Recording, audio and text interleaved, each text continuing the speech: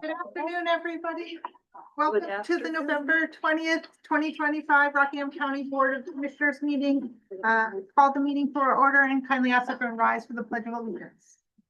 I pledge Allegiance to the flag of the United States of America and to the republic for which it stands, one nation, under God, indivisible, with liberty and justice for all. Welcome, everyone. We begin with attendance, and in attendance, we have all three Board of Commissioners. There are a number of guests in the room today, so I kindly ask, rather than doing a formal attendance, that when we go, when you go to speak, that you identify yourself. We're going to start with RFP openings and awards. And the first is we have an opening for janitorial services for facilities operations. I'll make a motion to authorize the senior director of facilities planning and IT to review, evaluate, and determine the proposal with the recommendation. Second. Discussion? Hearing none. Commissioner Godu? Yes. Commissioner Tombrello? Yes. And I vote yes. Next, we have an award for the fire alarm testing. I'll make a motion to award the proposal for the fire alarm testing to Impact Fire for an amount not to exceed $19,200 as recommended by the senior director of facilities planning and IT. Second. Discussion? This was the lowest cost, and the overtime rates are slightly higher, but hopefully we won't have to utilize them. There's a physical opening, sorry. Oh, great. Move one. Thank you. That was for janitorial services. Supplies. I'm sorry. Before we Yes, move on. sorry. Thank you. Before we move on to the next motion, Yes. can we clarify what that amount is supposed to be? Because that, and on the listing here, it doesn't look correct. There's too many digits, The payroll amount. Oh, yeah. Yes. Oh. Yeah. Okay. So, let's go to, I need to call the motion on the fire alarm testing. Oh, So, sorry. on the motion for the, award for the fire alarm testing, Commissioner Tombrello, Yes. Commissioner Godu. Yes. And we have the physical opening complete for the janitorial supplies. And now we'll move to the consent agenda. And Commissioner Tombrello, Absolutely. could you kindly make a motion relative to the payroll? Make a motion to approve the payroll expense in the amount of $1,673,882.68 for the period ending November 16th, 2025. Second. Just a point of clarification, it was November 15th, not the 16th, that the payroll ends. So, November 15th. yes. Yeah. Just a point of clarification. Is there any discussion? Nope, right in line. Yeah, I think that's the point perfectly. It's right in line where what we've seen for payroll expenses over the last 4 periods. On the motion, Commissioner Godu, Yes. Commissioner Tombrello, Yes. and I vote yes. We're moving right into reports, and the first we have the Commissioner's Office, Commissioner's dates. You guys have anything to share? I do. We had a conference a couple weeks ago, and I know our meeting was abbreviated last week. But there were a couple of ideas that I came up with from going to the conference, and I'm saying this publicly because it's emphasizing the worthiness of us going to the Mount Washington Hotel with all, it generates ideas. So the first one was I had an opportunity to meet with the assistant attorney general who heads up the opioid program or is overseeing that at some level. And listen to him, and he explained to me that about 7% of people who take opioids end up being addicted to them. So there's a lot of money in the state, and it just came to me that we could potentially sponsor a medical study that might identify who those 7%, or if that's the right number, are, by some sort of markers, so that maybe in the future, doctors could figure out who has the propensity to be terribly addicted. And maybe that person would be prescribed something other than opioids. So I called Dartmouth Medical and the research department, and they checked, and they found a physician who is involved in behavioral health and has worked in prisons, and who's very interested in the thought. Now, this is just an idea that I'm throwing out, but I'm letting everybody know that I've made a connection just to investigate. My thought also was that possibly inmates who are with us, who have had an addiction problem, might be willing to participate in the research. In any event, it's simply a seed at this point, but there seems to be a little bit of interest, and so, I mean, I'm pursuing it. It was an idea that came out of them. The other item that while I was there, we have a need for affordable housing for our staff, especially because there's nothing close by. We have a lot of land. And I don't know how to get this started because I'm not a developer, but I learned that there's community development grants available for that sort of thing. And very specifically, that we can get a grant potentially for a study, just to find out if it's feasible, to have a few engineers take a look at it and study whether it's a feasibility. So that's another thing that ended up on my radar because of going to the conference, and I think was worthwhile. And maybe this works out, maybe it doesn't. I don't know, just ideas, try to improve what we have. And I agree. I think the ideas and just talking about issues that was really helpful. We have a discussion later on today about managed care. And I know you and I both Right, had yeah. that session, and it was really quite illuminating to attend the. I just slide over to me. Okay, there. That's okay. If we need it, we can do it. Yeah, just to have a discussion about sort of how managed care works, what are the benefits to it, and sort of looking at, or what are the challenges with it, and where we're going. And I found that completely illuminating and and I know I need to do more research. However, it was like a great launching off point to get background information that frankly I knew very little about. So I don't know. Do you have That's all I have for an update. anything? I just, real quick, I was over the new building today and for the second and third floor, and everybody looks comfortable and happy. Every cubicle I went through, people smiling, so. Yeah, I Really. called over to the county attorney's office today for unrelated, not the county related business, but and it does seem like they're settling in, and I know that Robin is I don't know if she's appearing via Zoom today, because I know she's so busy making sure everybody's computers, all the background stuff that has to be done with computers, with the phones, with the internet. I'm sure she's been working tirelessly and furiously, and we are so grateful for all your efforts to make it, it would not be nearly as comfortable if we didn't have good capabilities to just carry on work there. So thank you.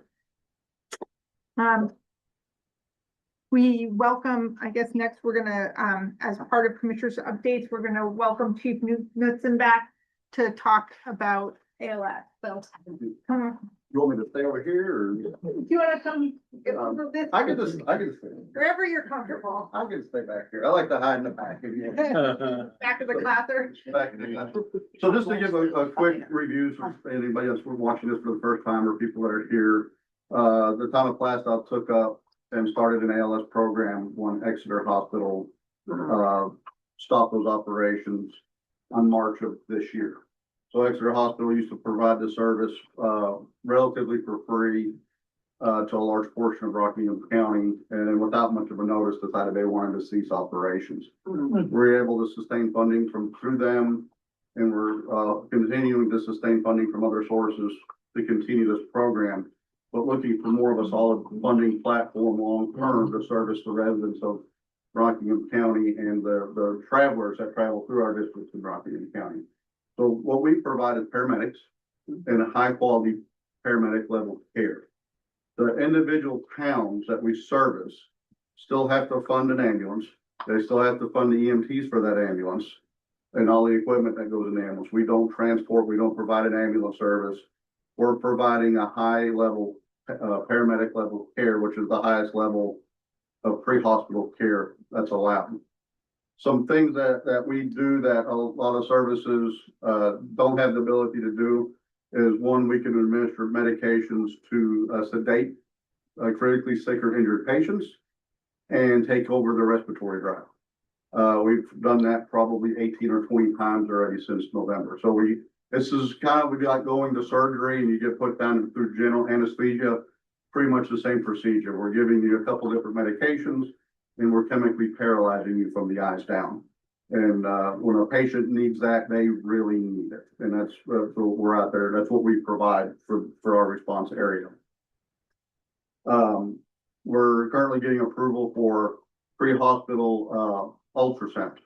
So we're going to be able to bring ultrasound to the scene and use it on various type of patient complaints to be able to determine a correct patient care plan or correct destination plans for that patient. So what's it called, point of care ultrasound, which we're going through approvals for that. Also approval for pre-hospital antibiotics, which I don't know what other services are around here allow that or do that, but there are certain injuries out there that if studies show if we can get an antibiotic in you, the quicker, the better you're going to recover long term. So we're bringing that to the table, and something that we're working really hard on. Going through, there's a lot of red tape we're going through, but it's looking promising, is to bring a pre-hospital blood program to the county. So that will be available to typically use a 30-mile radius from where the blood is. So if you look at where our station distribution is, that should cover practically the entire county to be able to bring pre-hospital blood to the critically injured that are out there before they get to the hospital, which has been proven to save lives. So we're not, like I said, we're not an ambulance service. We're not providing a service that at a basic level. We're providing advanced level pre-hospital emergency clinical care to these towns that either don't have paramedics or need ancillary support above and beyond what they're already supplying, which is the ambulance and the EMTs for that ambulance. So with that, I came this last time, and the easiest thing to do sometimes is to ask for all the funding at once. You might hit a home run. And I sense that, that was maybe not in the realm of the county commission to entertain that. So we went back, and I have some documents here, the handout. Some different pricing models or requests, I should say. Thank you. So if you look at, I gave mine out to you, if I had four of them. I'm gonna steal yours. So if you look at the first page here, we broke out. Well, I gave it to you. You weren't supposed to say anything. I purposely gave that one to you. That's lunch on mine. So we broke out some user fees, municipality responsibilities. We even broke it out into the different districts of the county commission. So it kind of helps you feel like where that funding would be coming from and out of what district. From the municipalities, from the county, some state resources and some federal resource grants and such that we'd be going after to fund this program. So what we would be looking at as an ask from the county would be $781,000 for a full year. Depending on when we would implement this, if the county was willing to entertain a funding partnership to help us service. Like I said, we're available for every department in the county. If they use us or not, that's up to them. We bring advanced level care that even though they might have paramedics that they can't do, and we're available for them if they want to utilize us. We currently service directly 18 towns within the county. So it's a big chunk of the area already that we're servicing as a primary paramedic provider. If you wanted to implement this in your 26-27 budget, because our budget cycle runs January to December. I understand your budget cycle runs a fiscal year of July to June. So, you know, we could even maybe implement this in your first year, ask would only be 390,000 because it would only be covering January to June. So it would kind of be a little bit of lighter impact, as a startup. When you, I just, are you done or is it okay? to- No, absolutely. I'll just keep talking forever, like you tell me to hush, so, yeah. I was just I'm just looking at the revenue base and sort of how the numbers are calculated. When you make reference to municipality, there's a user fee and then a municipality fee. Can you just differentiate that? Like, where's that come from and what does that come from? So there's a base of availability or readiness, and then when you actually use those. The municipality fee is what each town would be paying in. The ones in yellow are towns that would not have to have a municipality fee because they already have a 24/7 paramedic in place. So they would not be taxed at the municipal level, so they would be exempt, those towns. The other towns that we have on there, and this is what I'm assuming, these are the 24/7 towns in yellow. The other ones would have to have warrant articles or 170C type of charitable distribution articles in place in town. Those have already been established in many towns from our discussions last year among the 50 Seacoast chiefs. The budget breakdown was based on the original budget that we gave you the first time we came in. This gives it specifically related to, so the municipal fees cover readiness, administration, medical supplies, insurance, and capital replacement costs. The county cost covers all of those as well as continuing ed and certification costs. These costs, once they're established in the municipal base and then established on the county base, it can percolate at that point up to the state level. And I can take it to Health and Human Services, and we can try to offset what would be the first role would be the county. And then we could work our way as time goes on gradually through a 5-year implementation plan to try to get these down to being borne mostly by the municipalities. They're the ones that should be taking care of this. The county is helping us through the transition, but the county actually, in this breakdown, is covered the entire county, not just the 18. It's all members of all the different towns in the entire Rockingham County would be covered.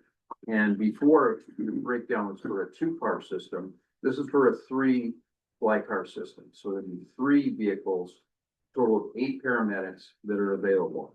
Now, the paramedic system in this state is parallel to what we have our sheriff department for, where our municipalities are responding first. But if they need to have more or increased participation, then the county has supported a sheriff system in order to come in and address that. This can be looked at in that same way as the scale. The municipalities will always respond first with ALS or paramedic if they have them. But if they call out to Chief Knutz's program that there are medics available for the entire county, which is getting more and more important. I don't know if you saw what happened up in Aroostook County, but there's been a hospital closure up there, a community health care center. 3 is closing, affecting over 2,500 patients. Now they have to drive, some of them have to drive up to 20 miles to get to where they need to go for services. So the need is increasing as we go. And if we're in place, we'll be one of the first counties in the state to have everything in place and ready to go. And it could be used as a model system for the other counties to get on board. It's extremely competitive price wise. And it's saving municipalities from having to put the tax burden on anything except the ALS. If Epping prefers to have their own paramedic system, go ahead. It's costing you $300,000 per head. Their budget last year in Epping, they asked for 3 of those. That's 900,000 in a tax base of 7,700 people. And they're already at a $16 million budget. That's a very difficult sell. So until this system gets worked out and until the state gets involved and I can bring things to Health and Human Services, I think that this is a good place to start. And then essentially every budget meeting that we would have, it would be, where did we find money to support this program this year? We found some at the state level and we found some at the federal level as well. Now, many of you know Mr. Babcock. I believe at FEMA, Area 1.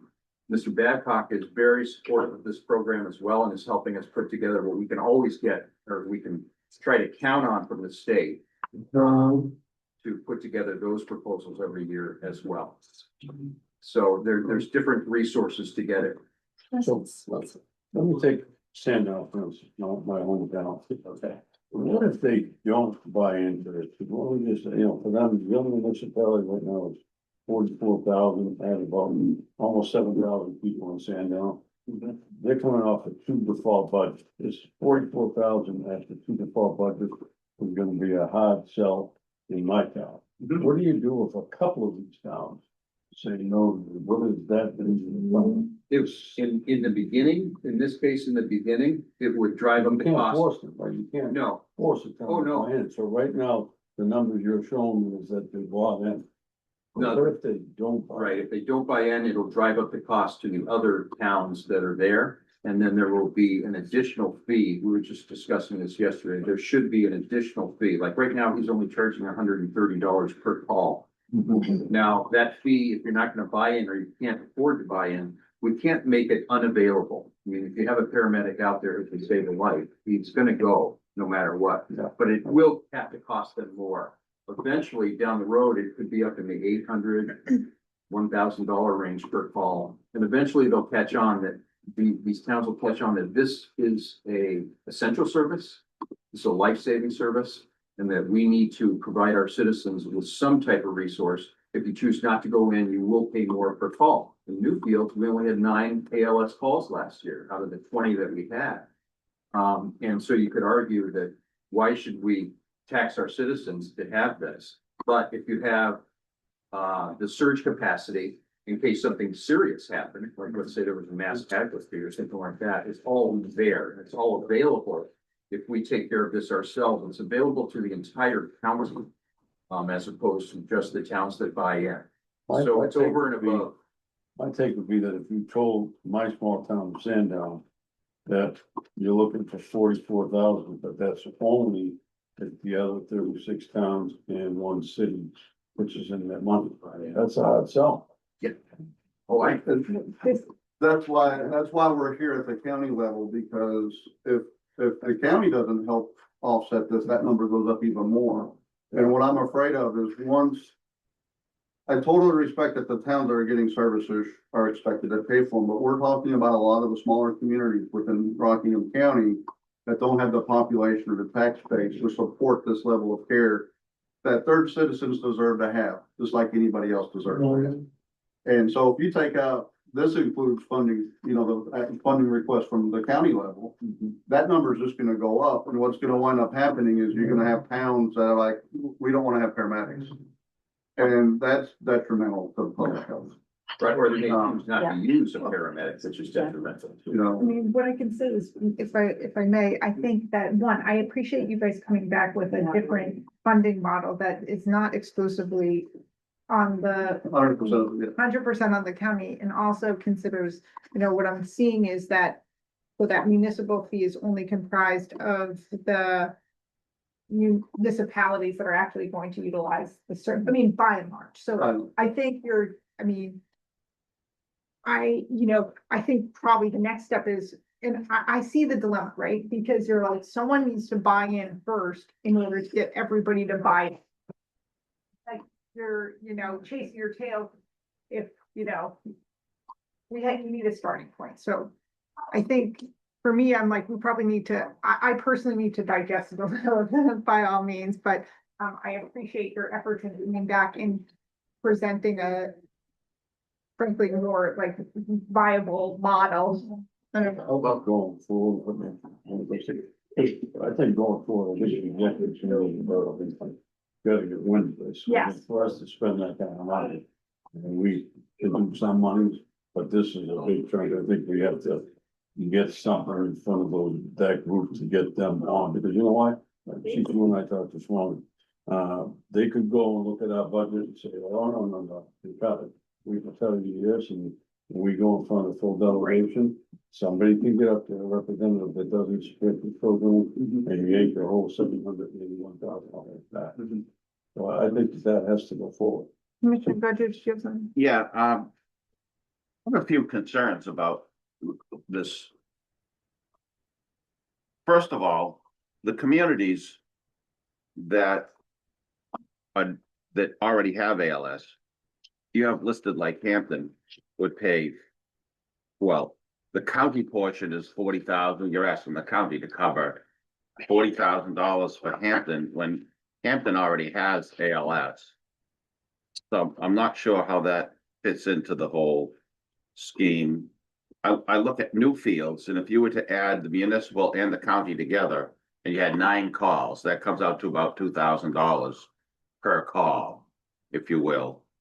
It seems to me that the basic problem I have is that the county is not currently involved in rescue operations at all. We have 0 involvement. So if we were to get involved, this is an expansion of what we're doing, and that is going to be deserving of a lot of discussion. It's the towns that have traditionally done this. It seemed to me that you could go to each town and ask them if they want ALS service, and here's how much we would say that it costs for the town to have it, or and have them put it on a warrant article to see if the town wants to have it. I know it's a bunch of work, but it might not be outrageous. So I think that should be looked at. And well, I'm just questioning how much, it's a lot of money to digest all at once. The other possibility is, why don't you just raise the fees down? I mean, the problem is that Exeter was giving it away. That was the historical. They've been giving it away forever. The new owners came over and say, hey, we don't want to give it away anymore because it's costing us $2 million. So when somebody's used to getting something for free and you tell them all of a sudden they have to pay for it, and I guess that's a shocker. But people pay $1,500 for a ride in the ambulance in Salem. I don't see why they wouldn't pay an extra $1,000 or $1,500 to have ALS show up to somebody who needs it. So I guess what I'm suggesting is that you explore the possibility of raising the fee to what it costs, or So that's even on half a, for what it costs. that's on a step plan. We are. That's doing on the that. It list. says these towns, and I think he's a great example here, talking about Sandown. There's no way overnight they're gonna generate $80,000 in their budget. It's just, they're just not gonna have it. And if Sandown doesn't jump in, well, now we had to make up for that money with the other towns. So the idea of the warrant articles brings its own set of problems, is if you give all these towns a number, they all vote at the same time. And if 3 of the towns vote no, then we can't obligate the other towns because that number is gonna be way off. So is it completely unreasonable to tell those 3 towns that we don't have the service for you? We would probably have to shut their service down because we'd have to make up that funding with all those other towns, which if they voted on a warrant article and it was supposed to be X, now I go back and say, oh, now you're part 60,000 more because these towns said no. It's. Yeah, I get it. It's a It's very catch problematic, 22. it's a very problematic funding system. And I think, fundamentally, it goes back to, I think, Commissioner Tombrello, you made the good point of getting the buy-in from the executive committee and the delegation, because ultimately, when we talk about this, they are going to control whether they want to fund it. And what we're seeing now is, essentially what this is, and to your point, an expansion of county services. And I can see it both ways in that this is not something we've historically supported. However, the analogy is not necessarily to the sheriff's department because their function is a little different, but it's more analogous to dispatch services, where there are communities that don't, on a county level, that don't use dispatch services because they have their own system. But there's a county tax that is included in their county apportionment of taxes. However, that has been in place for, the ask here is an expansion. Fundamentally, the ask is an expansion of county services And you're asking for county services without county oversight. So that's we're gonna require a lot of buy-in from, the stakeholders, so, I think, from where we were to where we are, this is, obviously, you went back to the well and thought, revise the model, and I appreciate that. I think the next step is this is step one of going forward with, the delegation and the executive committee to try to, to get their appetite, and maybe it's worth reaching out to Charlotte Hurley to see if you could be put on the agenda at the next executive committee, at the quarterly executive committee meeting. That would probably be a really good opportunity to say here, and so. Do they have a health and safety committee in the delegation? No, but they'll Not start. all that. They start one, right? Well, I like the idea of having the chief come back. He came back 2 months ago for 2 million, now he's down to 700. Figure out how to pay you all money. The other thing is that the AG's office has sent a letter to, they've been supporting the program so far. They're saying that we should go to the municipalities and get everybody on warrant articles for the full ask. What we have to deal with though is it was originally presented as a 5-year program so that towns could slowly buy their way in and get their taxpayers used to paying for paramedic service. They're not used to it. They don't want to hear about it. They expect this as a free. That's not going to work. We'll have to do it in a stage or else it won't pass and we'll end up having to cancel the program.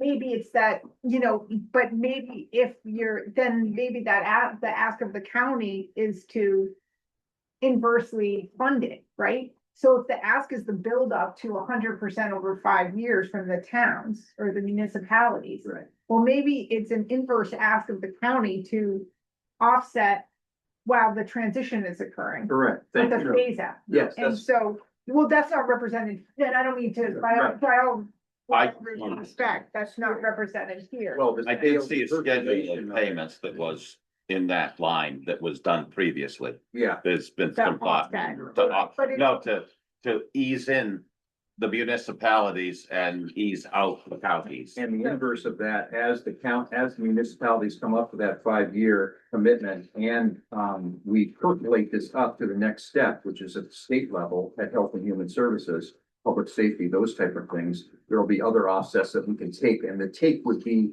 to address the county's commitment to get you further down and away from doing it. It's more of an interim ask now for the 5-year plan to build up. It's not something that the county would necessarily have to stay in.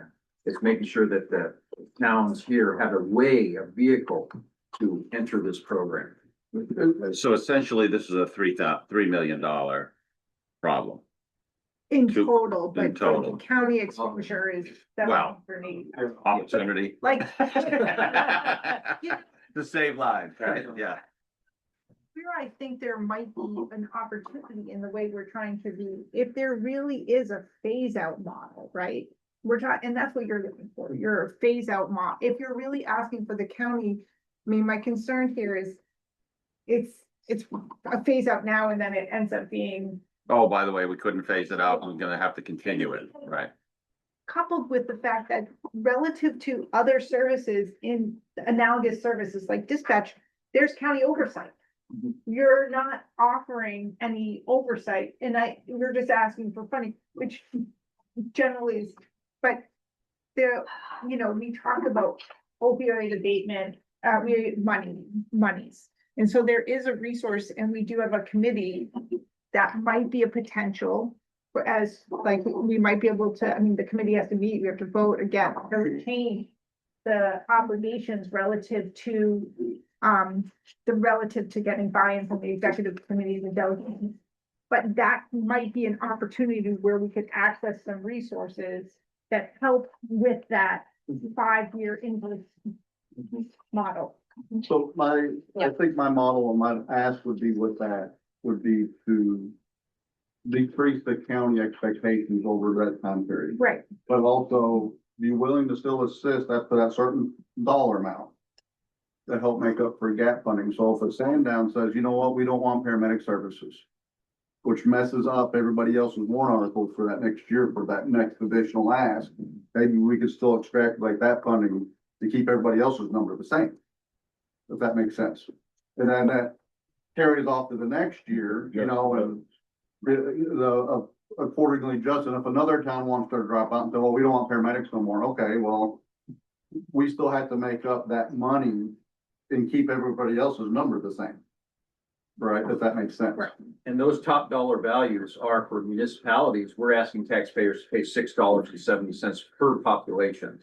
We're also asking the county to put forward a $2.49 tax. That's the multiplier that we're working here. We're working on a $2.49 multiplier for the entire county. And what was the number for the municipalities? $6.70. It's fine. It's Oh. legal. And that will increase every year. But yes, and however, that money number is quite a little misleading because you're doing it based on population and the county cost includes populations that aren't utilizing the service. Right, but it's the part that you're paying for is for the, what are the continuing education parts, and there's some extra additional parts that you're paying for, which we can definitely find through the state and feds. But when we're talking about that dollar amount, Right. it's It's a backup plan, kind of like what you say with dispatch is, you might not ever need dispatch, you want that backup if you should need it. It's Yeah. there. you're saying redundancy. but- Redundancy. But when you're identifying how much the county, when you recognize like 249 versus 670. If you look at that number and if you take out the towns that aren't utilizing the service, and I understand your argument of redundancy, that number is going to be closer to $6.70. For utilization, If we could break that out in a tax, but because it's almost a You one-to-one, yeah. yeah, we can't break that out into the county tax. Sure. Right, I wish we could, it'd make this No, a I little bit know. easier. But, you know. Commissioner Coyle, will you entertain a comment or a question from somebody on the delegation? Oh, are you guys? Go ahead, right ahead. Linda Haskins, State Rep from Exeter. First of all, Chief, thank you. The Exeter, speaking for my colleagues in Exeter, we were very unhappy with that decision and we let Beth Israel know it. It would seem to me that putting this ask on the warrant in most towns will not work. All my constituents are concerned about right now is their property taxes.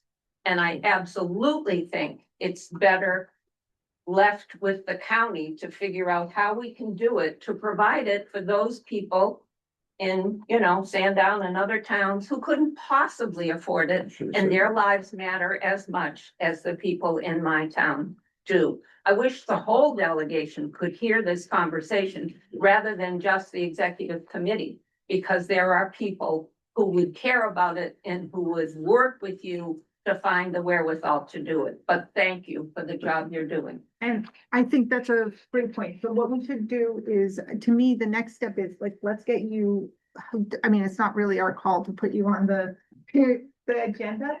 But if they can't get on the executive committee's agenda, but then we can, hopefully that information can get disseminated to all the delegation members. Just because it's an executive committee doesn't preclude other members of the delegation from attending, and that would be an opportunity for an education. So, thank you. Thanks. Great information. Email, we could figure that out. That's great. Thank you so much. Appreciate it. Okay, we're gonna, it's a full docket today. Yeah, so- sorry. Thank you for your time.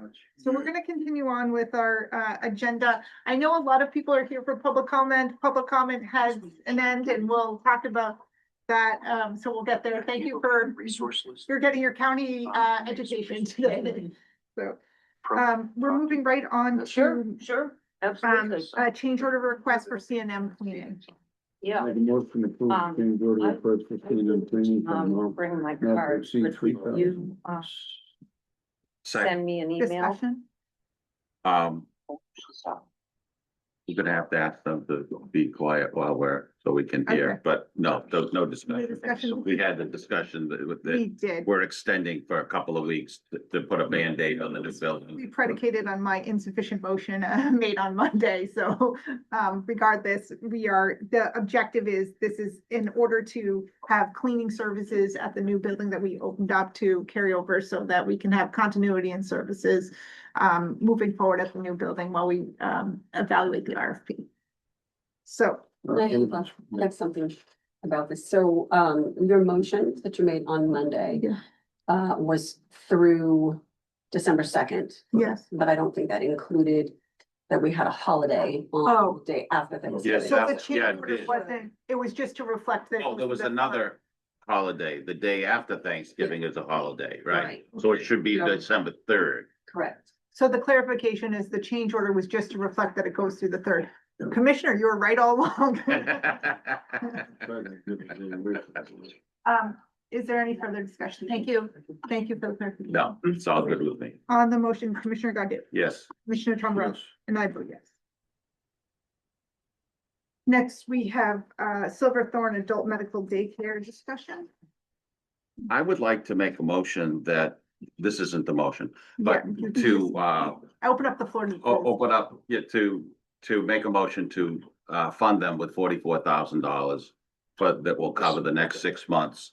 Are we amenable to coming right out of the budget we have for, I forget what we call it, for the adult Our adult daycare? medical daycare, Yeah. yeah, I mean, what we said, we could see is that the money based on our, how much we paid out in the first quarter, that if our projections remain consistent for the next 3 quarters, that we will have sufficient,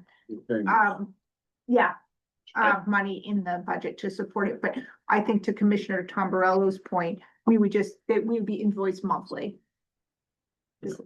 Chantal, do you have anything? I just wanted to add one thing, just so that you're aware too.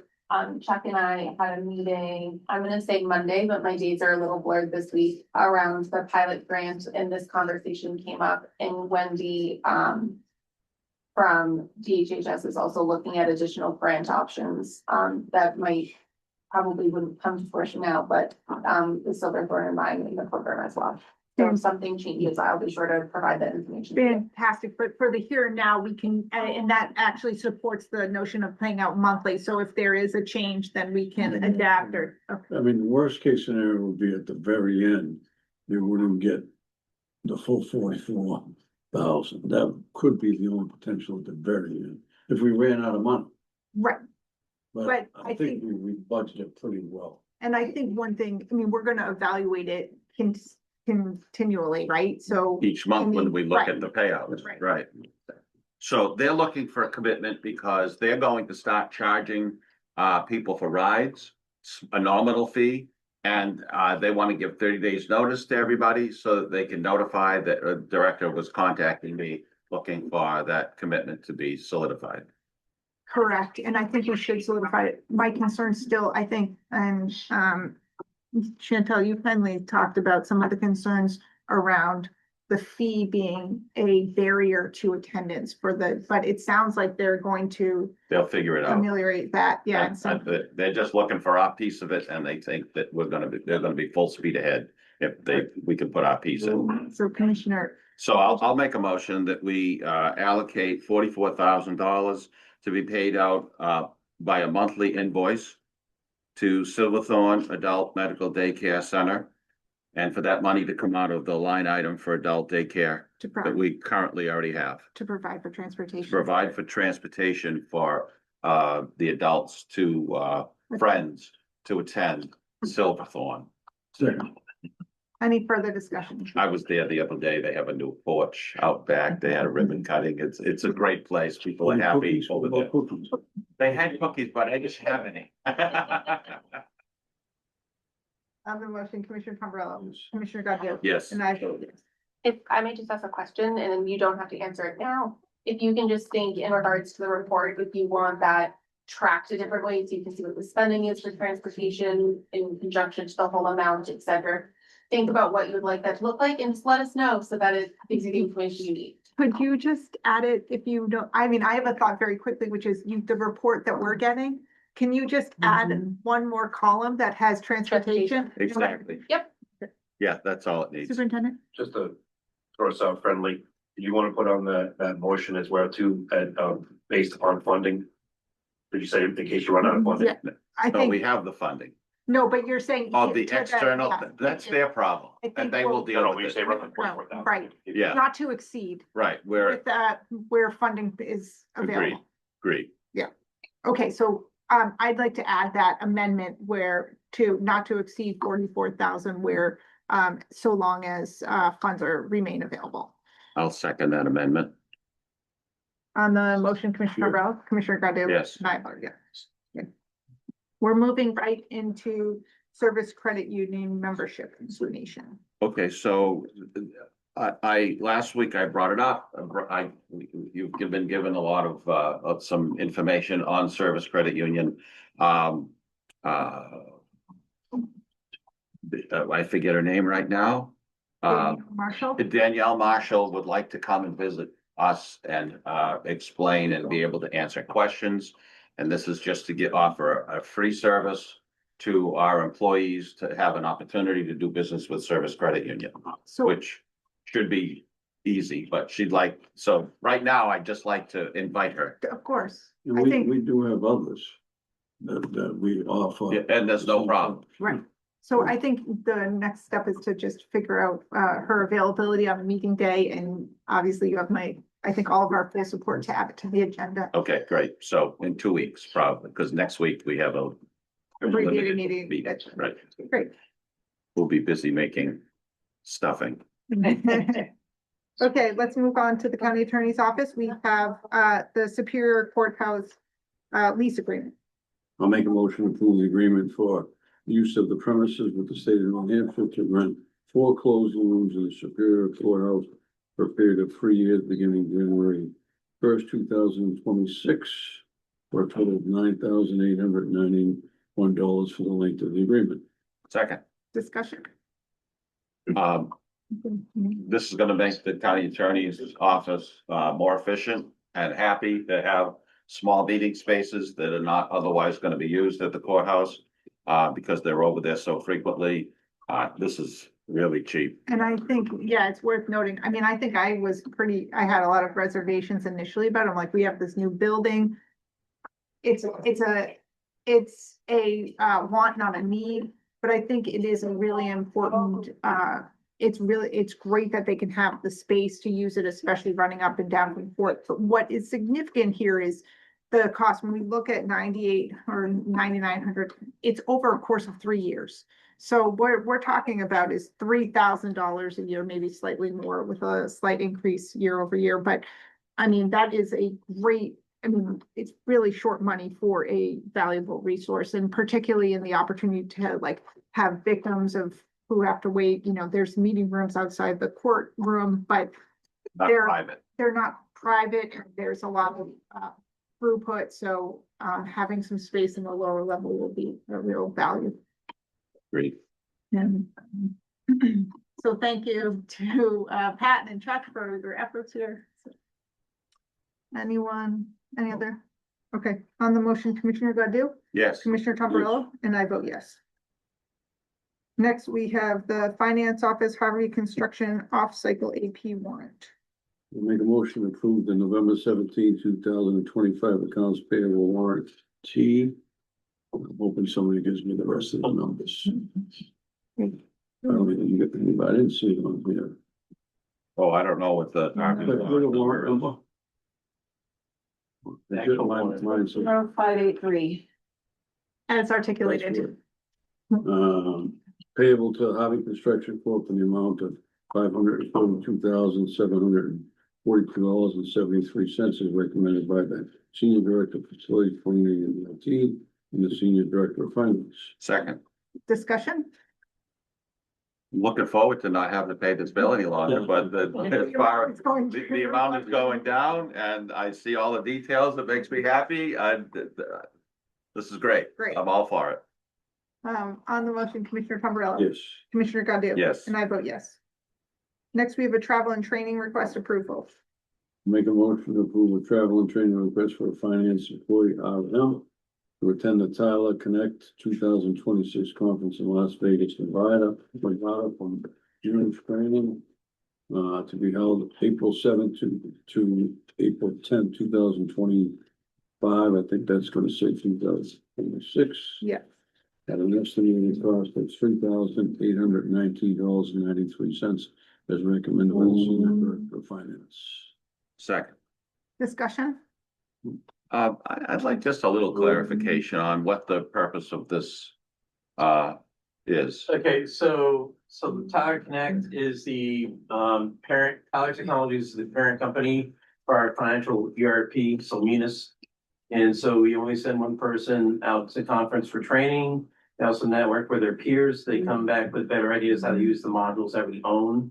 Because all of our financial entries and everything is done through Munis. We also take care of our fixed assets through Munis, purchase orders, requisitions, work orders, what have you. It's done through Munis. Also, the payroll module serves as a backup.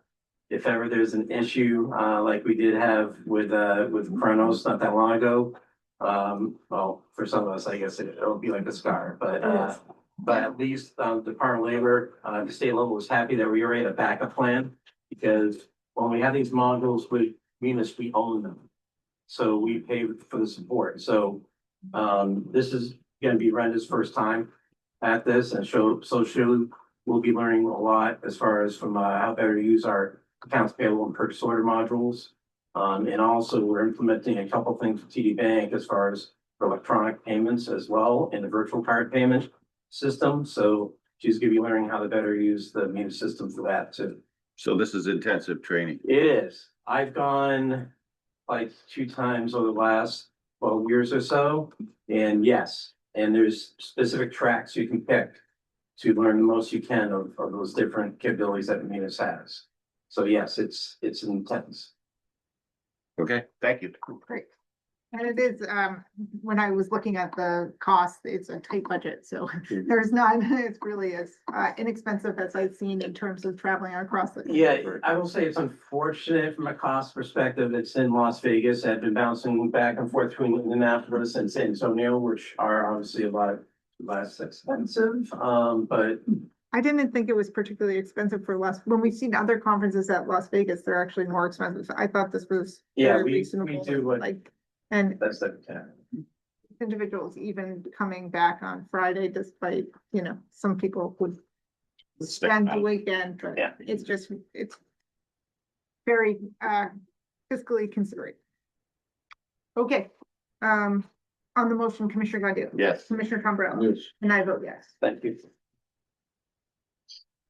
We're moving on to request to rescind previously approved exception request. Make a motion to approve the request to rescind the previously approved overtime exception request along overtime eligibility for hours worked in excess of 8 hours in a workday for the Department of Corrections positions of investigations and safety compliance coordinator and corrections IT support coordinator, which was approved July 24th, 2025 through August 7th, 2025, as recommended by the Senior Director of Finance, Human Resources, and the Superintendent. Second.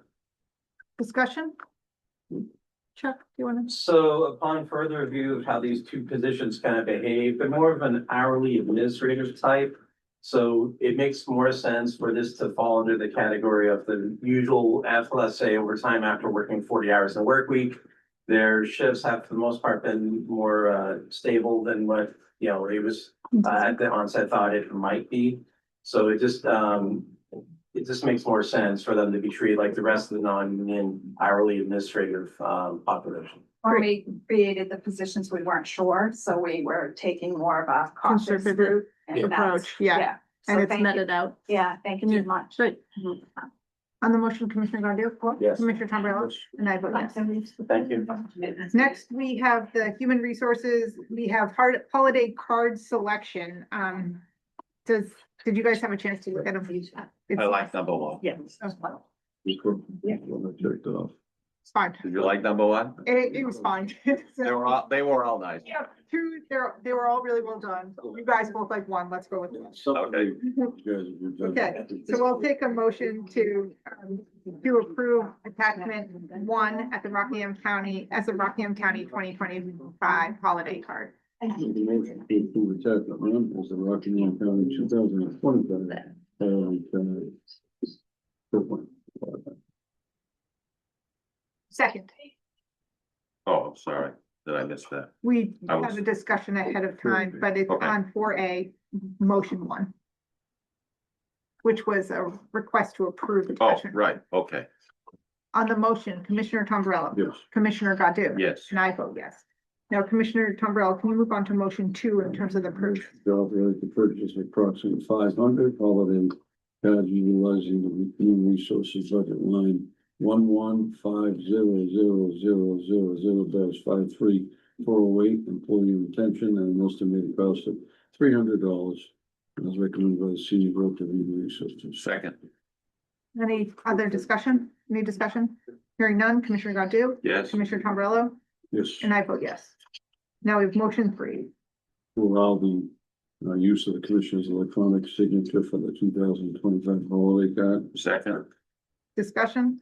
Hearing none. I'll just say, actually, I'm so happy we have electronic signature because the hand cramp is. Commissioner and we Tombrello. don't have an auto pen. At the end, it's just a line. Commissioner Tombrello, Commissioner Godu. Yes, And I vote yes. Next, we have the 2026 holiday schedule. Make a motion to approve the Rockingham County holiday schedule for the 2026 year. As recommended by the senior director of human resources. second. Discussion? I had a little discussion on this. It seems to me that we should be referring to January 19th as Martin Luther King Jr. Day, and there's no reason to be calling it Civil Rights Day. It's just a slash. Yeah, it's just a slash. So, That, I mean- not a big deal, but it just. That's all. On the motion to approve, is there any further discussion? Hearing none on the motion to approve, Commissioner Godu? Yes, Commissioner Tombrello? Yes. And I vote yes. 2026 years of service event date. There, we have Includes. two dates. I think September sometimes gets a little, oh, Allison, you've recommended the September date. Is there? I did, it just helps us out as we get into the month of November doing, October, trying to get everything else done. Okay. It comes off of that, and we've been looking for a September date for a couple of years now, but I defer to you. No, I think. if we have- I was leaning towards October personally, but Yeah, the September 23rd or October 23rd. But I think we should defer to human if, resources. if it's an advantage to Yeah. human resources, I'm fine with September. Yeah. Okay, Make a motion to select September 23rd, 2026 as the date of the Rockingham County 2026 Years of Service Award event. Is that still gonna be Zovinos Yes, that's Yeah. why we're putting it for you. in Sandown? Second. I'm getting a lot of press today. on the motion, Commissioner Tombrello. Yes. Commissioner Godu. Yes, And I vote yes. Next, we have a general leave request and long-term care services.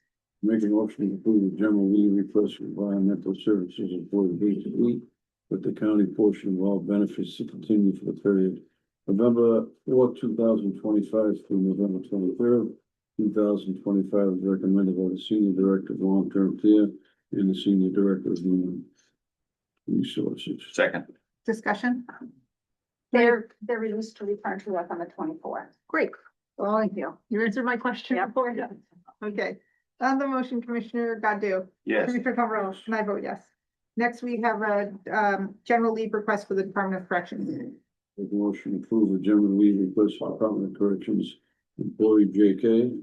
The county portion of all benefits to continue for a period of November 11th, 2025 through November 22nd, 2025, as recommended by the superintendent and the senior director of human resources. second, Discussion? That's the end date of short-term. For them, That's two. yes, it is, and I do have a note, there's a walk-in to extend it a little bit longer as they have a follow. And December. On the motion, Commissioner Tombrilla, do you Yes. guys have any more discussion? Okay, Commissioner Tombrilla, Yes. Commissioner Godu? Yes. And I vote yes. Next, we have the winter discount ticket program. I make a motion to approve employee discount tickets, agreements to Pat's Peak and Gunstock Mountain Resort at no charge to the county for the 2025-2026 season, and authorize Allison to the cost. Thank you. Senior Director of Human Resources, sign all necessary documents. Second. Discussion? So, Allison jumped out of her seat. I'm only reading what I'm reading. well, it is a nice perk Yeah. for employees. We It try to is. do things, so it's nice. And we know ski tickets are very expensive. Commissioner Godu? Yes. Commissioner Tombrilla? Yes. And I vote yes. Next, we have the winter wellness gifts approval.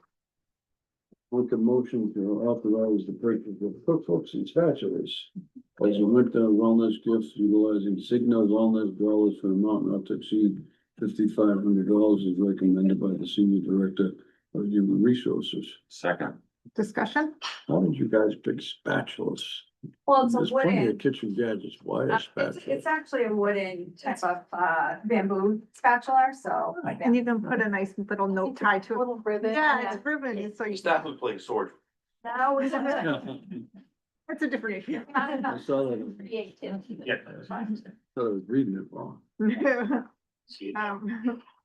Commissioner Godu, you're a cook. You like to cook. Oh, I was wondering why no one asked me for the recipes for the cookbook, but that's. Yeah, welcome to meatballs, but we don't. Yeah, well, maybe we'll make some. You could bake some cookies for Commissioner. On the motion, Commissioner Tombrilla, Yes. Commissioner Godu? Yes. And I vote yes. We're moving on to long-term care services. We have the managed care services discussion. So thank you. I wanted to just have kind of a conversation, potentially going, should you so be live, to an RFP.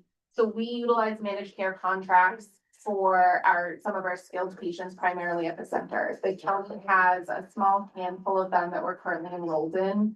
It's kind of been on my to-do list to look at in my time here. I finally looked at it, and most of the contracts haven't been negotiated in 9+ years. Wow. So because they haven't been negotiated, the rates in which, so when each contract has levels, most of them built within it, and depending on that level is the amount of care the individual needs, and then that dictates the reimbursement that you get to provide that care. As everyone knows, the cost of living continually goes up because the rates that we currently have aren't reflective of current market rates, or really they're dated. What's happening when we have those patients, which we would not want to turn away our patients, and kind of those pieces, the rates don't cover the actual daily amount that it's taking for us to care. It is not in my bag of tricks to negotiate with large corporations for insurance, to be honest. So there are a few agencies that that's kind of what they do. There's a few I started to kind of talk to learn the process and see what's involved.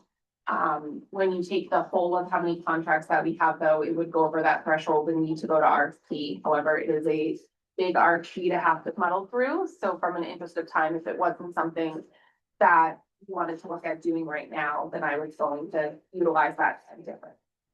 Managed care in New Hampshire is a tricky situation right now. We don't dictate the insurances that people elect into.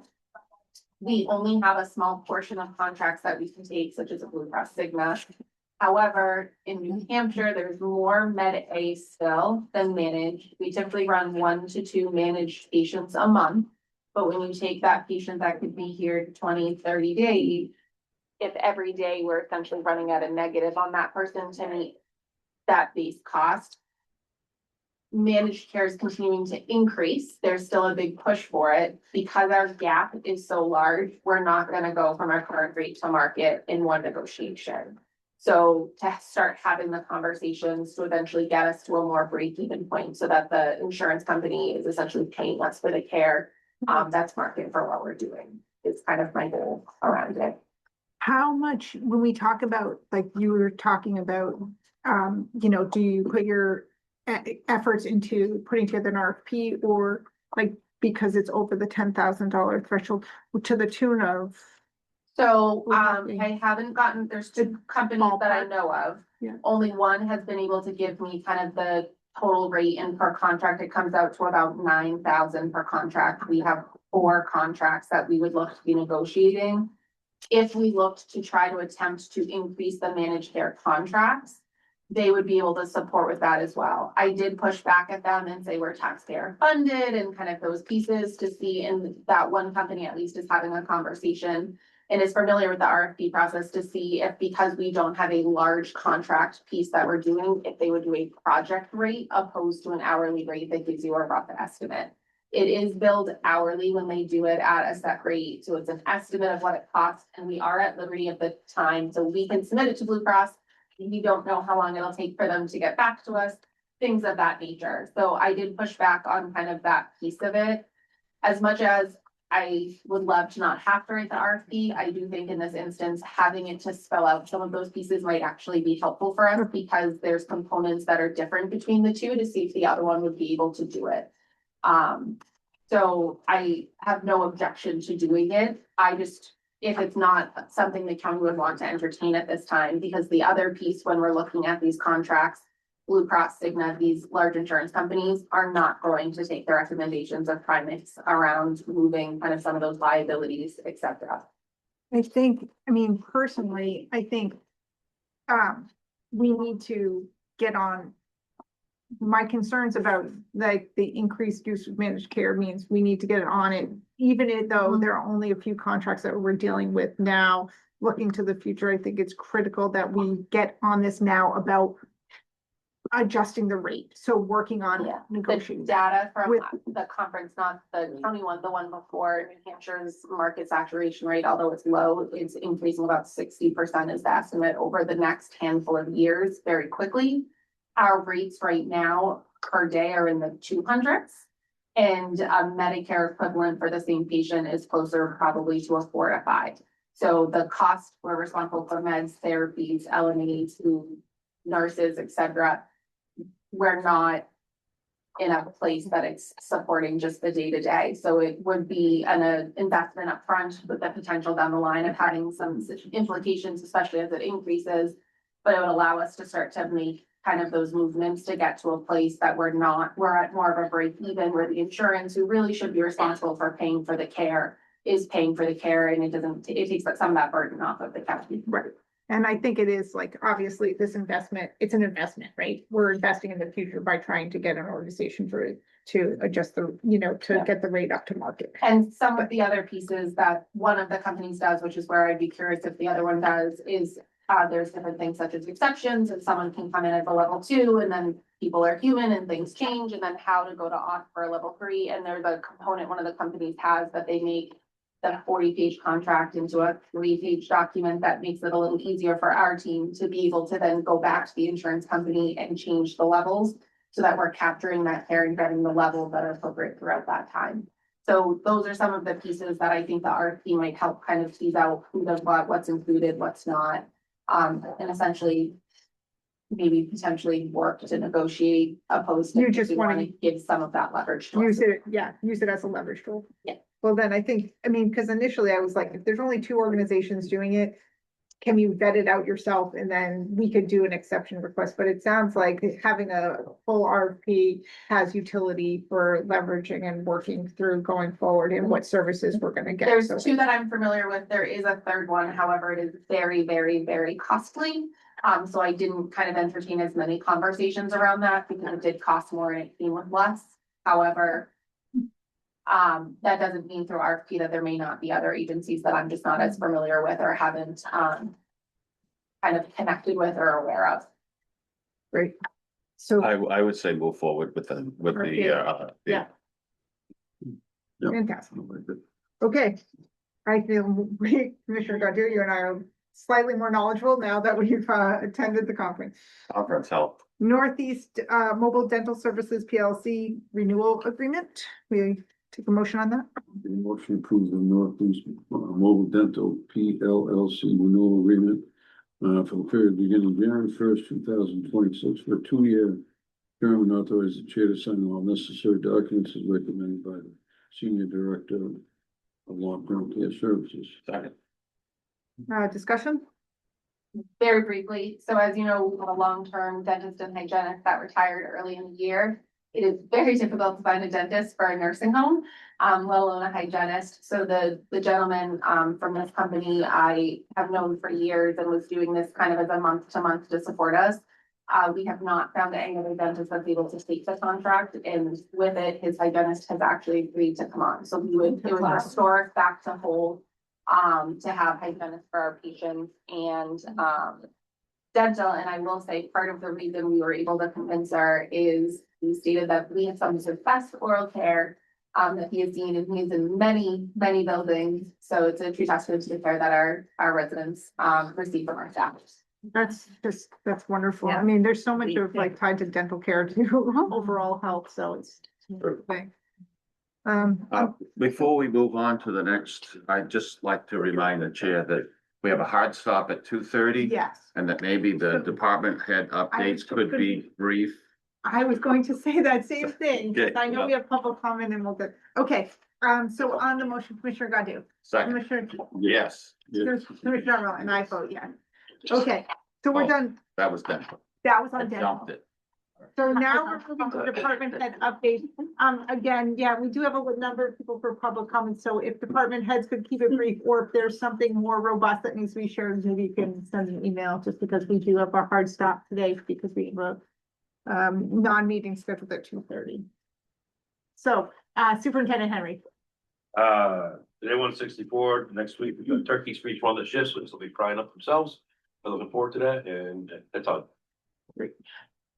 Thank you. Short, sweet. I'm sure you have more items. The preliminary desk review for Medicaid cost work's going on right now. Since this is our 5th year, there's an audit of the cost work required every 5th year, so that will happen right afterwards. The Medicare cost work was e-filed. Thank you, Chantel, taking care of that step. That's done online with CMS. It wasn't due until the end of this month. And also piggybacking in a way with what Chantel was talking about with managed care, there's another push by the state level for Medicaid managed care to have long-term supports into managed care. And so there's a special county state finance commission meeting that's happening December 1st. I think the Association of Counties is well covered, represented on that commission. I'm on there, Ray Bowers, Craig Rohr is as well. So Ray Bauer as well from Stratford. Dave, I'm gonna forget last name. David Ross from Hillsborough is on, actually alternate for sharing those meetings. So one thing that's key is that if long-term care supports goes, nursing homes going to that managed care, right now the regulation is federal, would take away our pro share in MQIP revenues. That's about $10 million. That's 1/3 the nursing home revenue. Oh. Anyways. Yeah. So that's especially something to work through. So that means happening on the 1st. Ken Weiler also is on that commission as well, as far as from our own delegation. And I will stop there. Thank you. Chantel. So our census at the nursing home is 131. At our assisted living, we are at 47. No COVID or flu numbers to report. However, we are seeing an increase in symptoms among staff with upper respiratory. I can skip over a lot of the items. The one piece to just touch on, and as we get more information, we'll let you know. Chuck and I actually just connected off of the reports we currently have around the Medicaid rates. In order to help balance the budget, we are actually going to be seeing less than what was anticipated and budgeted, because there isn't the funds to be able to do that. There's 2 reports right now that are the preliminary numbers that both have a negative hit to us, however, very different numbers. So once we have clarification and a general idea, we'll let you know. Thank you. Allison. We're just gonna be, sending out the last of the cups to all county employees. That's in celebration of the new building opening. The sheriff's office is getting theirs, but, county attorney's got theirs and G's got theirs, and then everybody else in the county is getting that. I wish everyone a happy and safe holiday, and thank you. That's all I have. Thank you. Attorney Merrick, I missed you. Do you want to talk to? Sure, yeah, I'll keep it short. I'm here for Pat. She's in trial right Yeah. now, but obviously, as you mentioned, we moved into the new building. I think this is our second week and it's great. Everyone's happy. So that's what we have going on right now. Thank you. Sheriff? We're going right to Zooland. I'll make it fast. Thank you very much. We're packed. We're ready to go. I mean, I have to blow myself off with dust a little bit, but and the stuff that I've found from is unbelievable. We have a lot of stuff that we can display that's been going on in the sheriff's office for years, but Jude's been phenomenal. Thank you very much. And we are ready to go Monday morning at 8 o'clock. Thank you. Happy Thanksgiving. Thank you. Kathy? Good afternoon. We're moving in. It's going along as we expected. Jude and Robin and their staffs have been wonderful, and we are looking forward to everything getting over here and up and running on Monday. And I wish everybody happy Thanksgiving. Thank you. Jude? Yours. Sorry about that. Good afternoon, all's well. The move has been going. Kathy's stuff, as expected, is peculiar and a special challenge, but we're working through it and we'll have them ready for Monday. Robin's team has been phenomenal getting everyone's stuff going. As you noted at the beginning, Commissioner Coyle, they've really been working really hard in the background, and in the background is where you don't realize a lot of the hard work is happening. Other than that, we're working on a condensate leak down at the jail. Making progress on that. Hopefully it'll be done by the end of the day today. We've been working with a fire alarm issue in the nursing home. We've had a fire watch on since Saturday night. Hoping for a resolution on that tomorrow. Other than that, all's well. Thank you. Thank you. Robin? Clarification, the fire watch was out of abundance of Caution. Yeah. Robin? Good afternoon, everybody. Thank you all for your kind words about our setup at the new building. We definitely are working to try to make sure that we leave all of our customers happy behind. So we're doing that. I also have a walk-in. I'm not sure when is the correct time to bring that up. If now is the time. Yeah, that's great. We're gonna Okay. jump a little bit from new business to old business. Do you want, do you have the motion? Or do you want me to make it? There's not a motion. I'm sorry, the walk-in item. The database? Oh, no. I don't know if it says. This is, Yeah, if you have. oh, okay. Oh, the award. Yes. So, I move to award, to RTI for, sorry, this is for computer equipment at the board meeting. And I move to make the award to RTI for an amount not to exceed $75,780 for desktop computers in, Millard Tech in amount, and to Millard Tech in an amount not to exceed $41,850 for laptops. As recommended by the IT director and senior director of facilities and operations. Second. Any discussion? Well vetted, Commissioner Tombrello, Yes. Commissioner Godu? Yes. And I vote yes. Okay, Thank you. Leila, do you have anything? No, I'll just, I have some questions, but they could just come in an email. Okay. We are moving on to public comment. I understand everybody knows we're on sort of a time crunch today. I understand that a lot of people are here relative to the contemplation of a contract deal. What I'll tell you is that we do not. I'm sorry, before we go into that, we have one more walk in. Okay, I'll just finish my spiel first, which is, we have taken a vote to have a public hearing prior to a vote on the contract. We don't have a contract yet, so we just, in the interest of time and consideration, if anybody who, you know, obviously mindful of limiting your public comment today, knowing our time constraints as well as you know, at those ones. So when do you anticipate a date? It's unknown. Month, 2 months, 3 Okay. months, but we just don't know. What kind of advance notice will you give for the public hearing, once you know? It'll be Couple posted in weeks. the Union Leader at least 10 business days ahead of time. And it will also be posted on the website. Okay. Okay, so we'll just, yeah, I'll just do this, let's see. do you want to do this and then we'll come back to this additional new business now that we're into public comment? So we'll just start. We're just starting at this end. Yeah, could you just, I had to start somewhere, so identify yourself by name and. Certainly, my name is Joe Jordan, and I am against ICE contract in the state of New Hampshire. Found that the extraordinary, overwhelming numbers of non-violent people and people without criminal histories are being gathered up in addition to U.S. citizens is of great concern to me, as well as concern over the financial aspect of all of this, that it will place a burden on the county. Even though we're looking at, oh, they are promising us dollars, there will still be additional. Thank you. I am Deb Merrick. Speak up, honey. I am Deb Merrick. I am also here. I do not want to see innocent people being rounded up by people in masks. It's just been without due process. Like quick and simple. Thank you. Bonnie Christian, and I feel very passionate about not having our sheriffs participate with ICE agents for all the same reasons. And I do feel from a point of view of expense, I know there's money that's promised, but I think when you look at the bottom line of what it would cost to house these detainees, it will be a wash. So I think it will end up costing more. Thank you. My name is Hazel Spires and I'm an attorney living in Portsmouth, and me, along with a few other attorneys in a voluntary manner, are writing up a memo about the legal implications that might, and the legal liability potential that the county might face should they, go into a contract with ICE.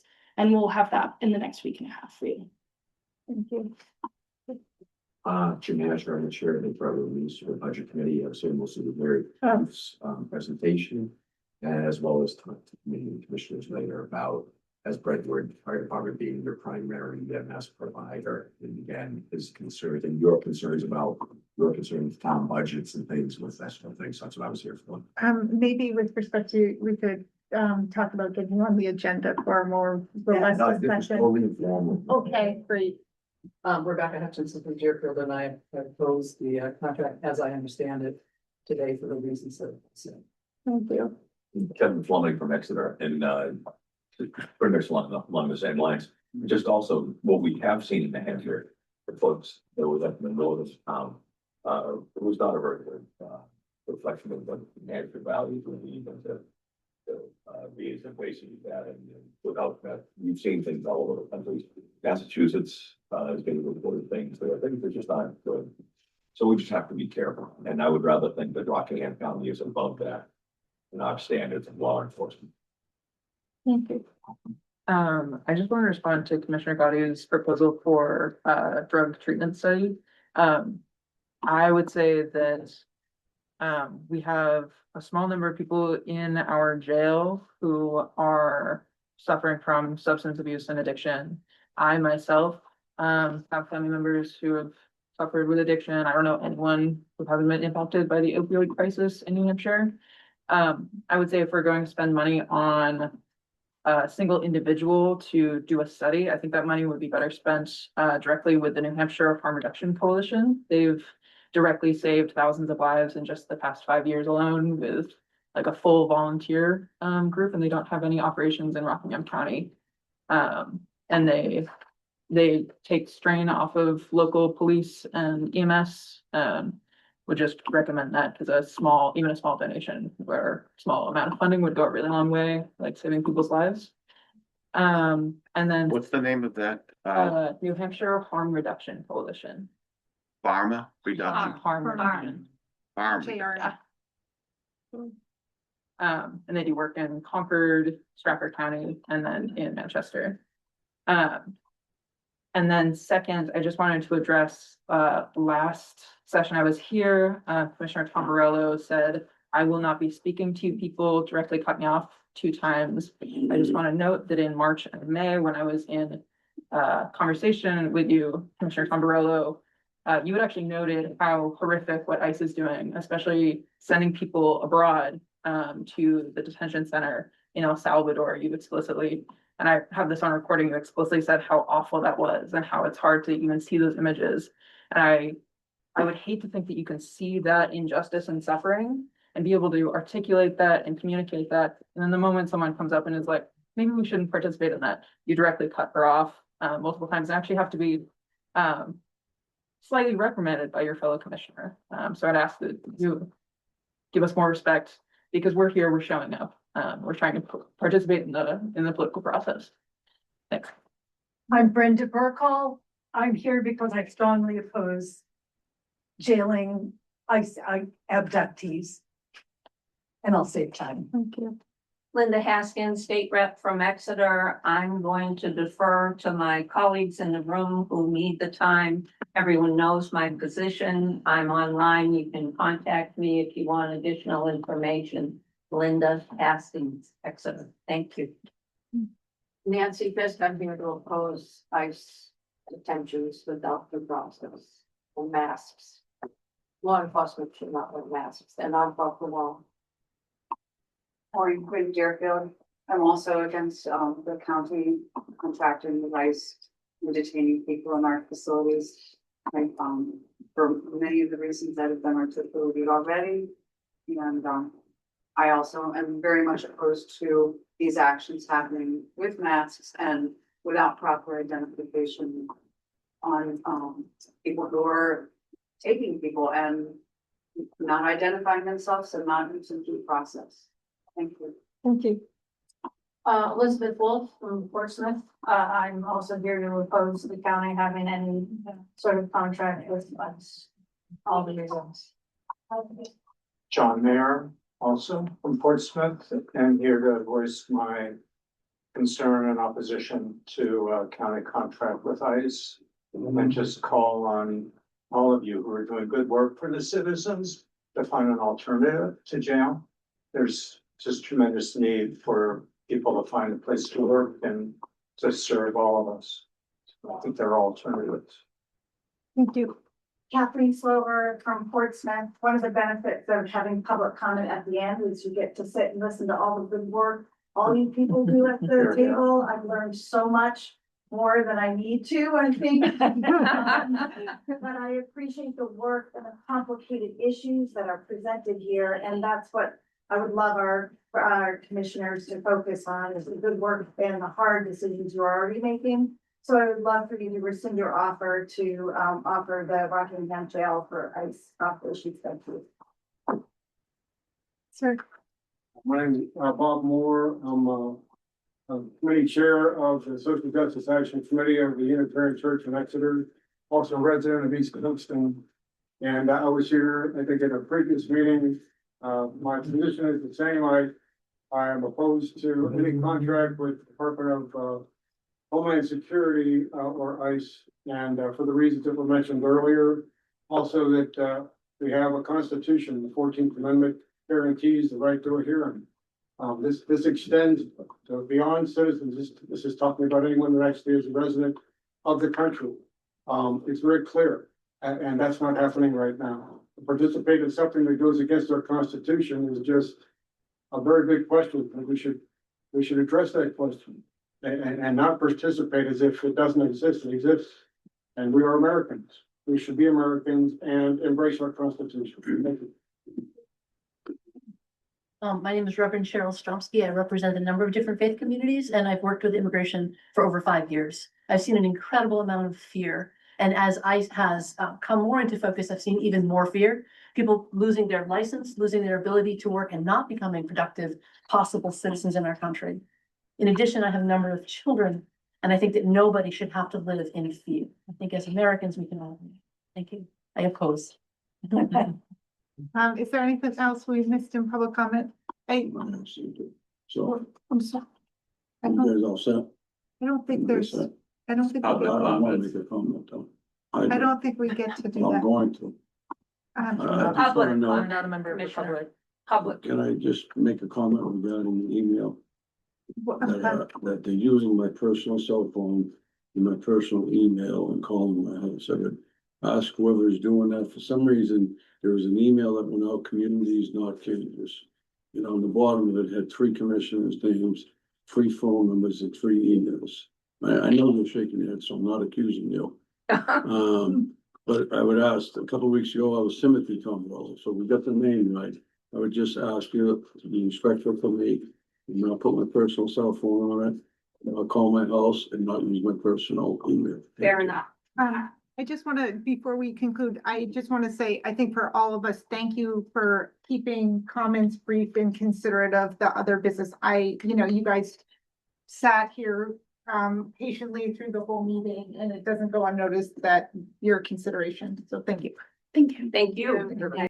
I'll take it. I move to enter into a non-meeting Second, on the motion, Commissioner Godu. Yes. Commissioner Tombrello. Yeah. And I vote yes. We're now in non.